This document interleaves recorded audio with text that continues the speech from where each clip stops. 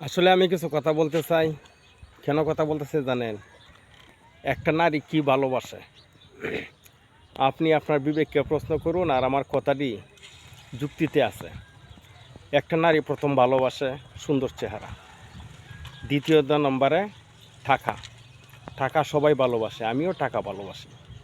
আচ্ছা, তৃতীয় নম্বর হচ্ছে গাড়ি বাড়ি যদি থাকে তো মাশাআল্লাহ আলহামদুলিল্লাহ, আপনাকে সুন্দরী মেয়ে 100তে 100% ভালোবাসবে, লুবে, সুন্দর চেহারার লোভে এবং কি টাকা পয়সার লোভে।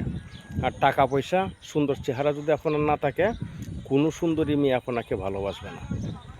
এই কারণে বললাম যে সুন্দরী মেয়েরা যদি বলে আমি তোমাকে ভালোবাসি, তার পিছনে স্বার্থ এটাই। আর অনেক লোভ, যে লোভ আমি নারীর ভিতরে দেখেছি, বিড়ালের ভিতরে দেখেছি।